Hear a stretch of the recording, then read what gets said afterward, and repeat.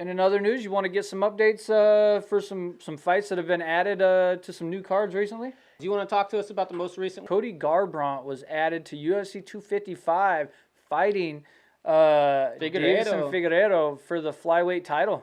Yeah. That should be a good fight, but I mean, I'm still interested in seeing Garbrandt versus some of the other guys at 135. But I mean, if you can get the title shot, why not? Yeah, well, in Garbrandt, he sent out a picture not too long ago. He's walking around about 20 pounds over 125 limit. That's a bit more than what you're going to see for a lot of guys. 20 pounds going down from 35 to 25, that's a big difference. Or I'm sorry, 10 pounds.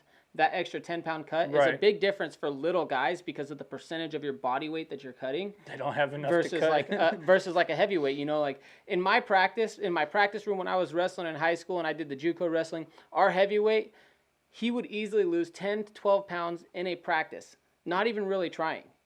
And then he'd go home and he'd put that back on the next day.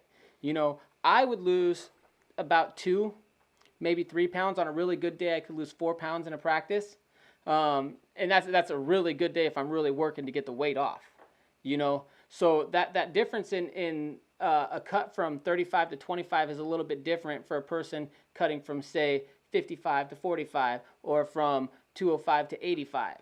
It's a little bit different because of the percentage of body weight that they are dropping. I'm nervous how it's going to affect Garbrandt. Well, I mean, we saw TJ go down to 125, and what happened to him?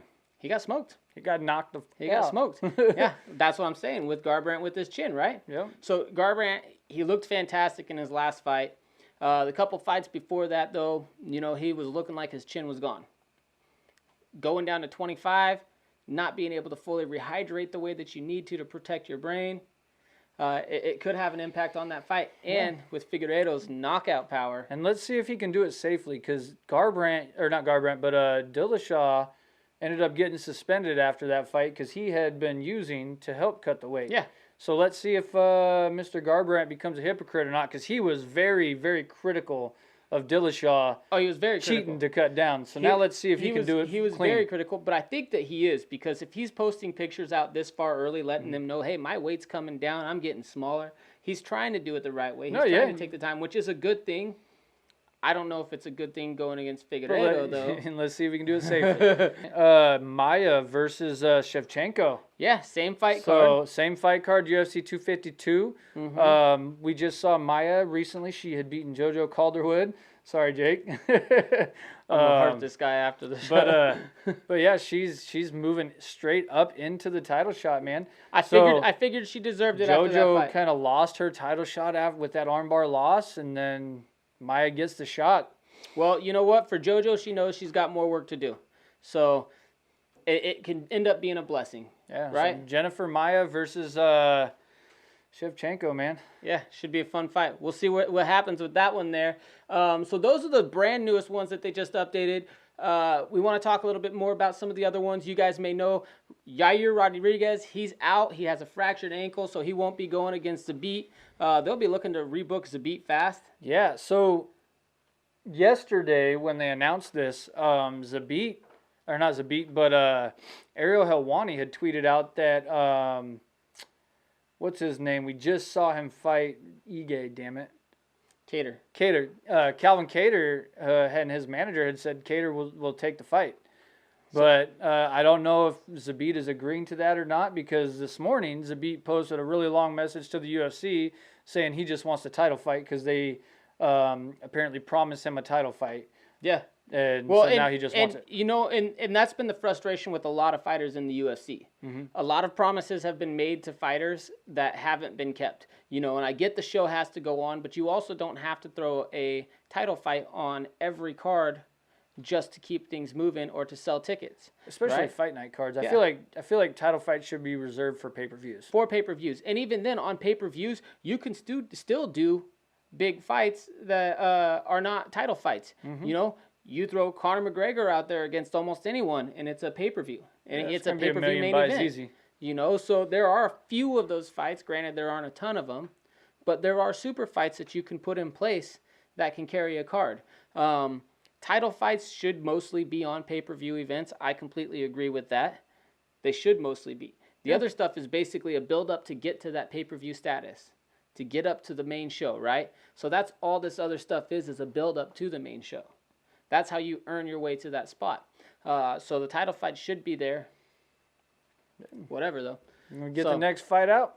Yeah, so the next one, local boy Ricky Simone versus Brian Kelleher. These two are having a rap battle on Twitter right they now. Were posting some bars. Yeah, it's pretty it's cool. been fun. So that one's going to be on ESPN Plus. That will be on September 5th. That'll probably be fight of the night. I don't even know the rest of the card, but that fight, both guys are super exciting. Yeah. So and then they might win a BET award afterwards. Something. Let's get them guys on Slaughterhouse, right, Em? So Marcus Perez got rebooked as well. He'll be fighting in October. Remember, he didn't have a fight because he was supposed to fight Spicely. Spicely was pulled from the card. The replacement, we don't know exactly what happened with that. We think it was a commission, so Perez didn't get to fight last week. They rebooked him, and that's a little bit further out than they probably should have. They put him in October, so someone like him could have been fighting again by that time. Yeah, I mean, someone like him, he probably should have gotten paid full money. Full show money. You know, I would hope they did anyway. They didn't pay any of these guys. Well, I know full they show said money. they didn't, but I would hope that knowing that they booked him out that far away, they're like, okay, let's make this right. Well, see, like I said, when that happened, I was like, you know what? If they're booking him a week or two later, I'm okay with that. Exactly. But not more than a month, month and a half, almost that could 2 be another months. paycheck for him right there. That's a whole paycheck he's out right now. Yeah, he could take 2 fights in that time. Exactly. One now and one in October. So I'm a little bit, I'm happy Perez is rebooked, but I hope they end up figuring out a way to compensate him the rest of the way. But that's against Rodolfo Vieira. And like we said, that'll be on ESPN Plus 39 on October 10th. Yeah. The next one, we have Ben Rothwell versus Marcin Tybura, who fought not too long ago. Looked pretty good. And that's on ESPN Plus 39 on October 10th. Then we have Andrei Arlovsky versus Tanner Bozer. I'm excited for that one. I'm excited about that one. Tanner Bozer's been fun. looking great, and both of those are lean heavyweights. Yeah. And they both move well. Arlovsky's going to be the bigger guy. Yep. But which he rarely is. But they're going to be it's going to be really fun. Both these guys aren't neither. I don't think either one of these guys are going to be looking to get it to the ground. Yeah. But we'll see when we do our pick'em show for that one. Yeah. It's going to be awesome. Coming up for UFC 252, we do have Herbert Burns versus Daniel Pineda. That one should be pretty exciting. That one should be good. That one's coming up next week. Coming up 9/26, we have Caitlin Vieira versus Marion Renaud. Yeah. And that should be another pretty good one there. Renaud's fun to watch. That's ESPN Plus 37 on September 26th. Jessica Andrade, she's moving up to flyweight. So she's going to be making her flyweight debut against Jessica I. That one's on on ESPN 40. So that'll be October 17th. Alexander Volkov versus Walt Harris. That should be fun. That should be a fun one. That one should be fun. That's the co-main event for UFC 254. That's what they have that targeted for right now, October 24th. Same fight card that you actually have Robert Whitaker versus Jared Cannonier. Yeah. Jared Cannonier is a potential title contender. He is. He's right exciting there to watch. And Whitaker just had that good win over Till. So Whitaker's still top 3 right now, I would say. And Cannonier has the ability to put himself in top 3 with the win over Whitaker. Yeah, I would. Or if Adesanya beats Costa, then Costa will end up dropping down. Right. And if Cannonier beats Whitaker, you would have to give it to Cannonier, right? I agree. Who else would you have there? You don't have anybody right there that's worth it at that point in time. Jack Hermanson's the top 5 right now. He is right there. So you would have that in the mix too.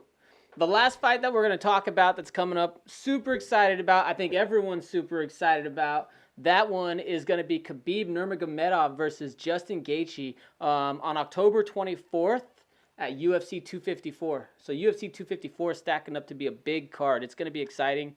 Location's still yet to be announced, but I'm going to be catching it on pay-per-view. You know it. That's going to be a can't-miss card. Yeah. Khabib Gaethje's a can't-miss fight, so we'll talk about that more when the time comes. On that note, keep crushing those cans, can crushers.